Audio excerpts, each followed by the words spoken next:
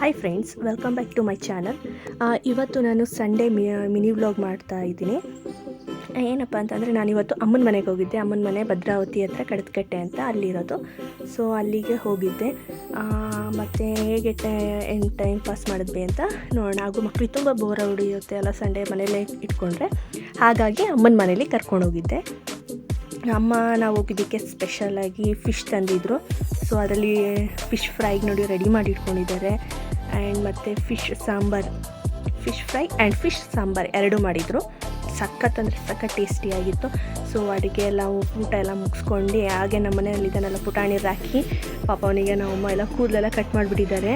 ಇಲ್ಲಾಂದರೆ ಅವ್ನು ಸಖತ್ ಕ್ಯೂಟಾಗಿದ್ದ ಪಾಪ.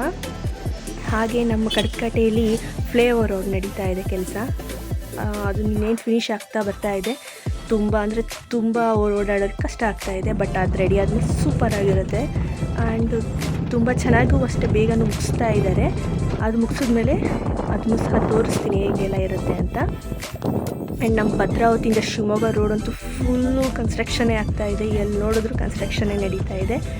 ಹಾಗೆ ಕನ್ಸ್ಟ್ರಕ್ಷನ್ ಹೇಗೆ ನಡೀತಿದೆ ಅಂತ ನೋಡ್ಕೊಂಡು ನಾವು ರಿಟರ್ನ್ ನಮ್ಮ ಮನೆಗೆ ಬರ್ತಾ ಇದ್ವಿ.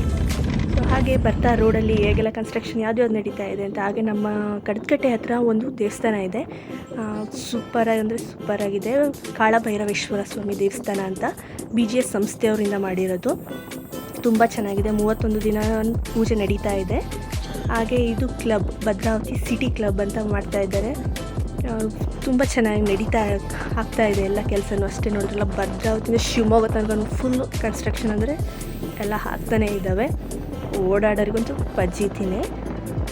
ಹಾಗೆ ನಾವು ಈ ರೋಡ್ ಸಹವಾಸ ಬೇಡ ಅಂತ ನಮ್ಮ ಹಳ್ಳಿ ಕಡೆ ವಾಪಸ್ ಬರ್ತಾಯಿದ್ದೀವಿ. ನೋಡಿ, ಎಲ್ಲ ಈಗ ನಾಟಿ ಟೈಮೆಲ್ಲ ಫುಲ್ಲು ನೀರು ಬಿಟ್ಬಿಟ್ಟಿದ್ದಾರೆ ಚಾನಲಲ್ಲೆಲ್ಲ.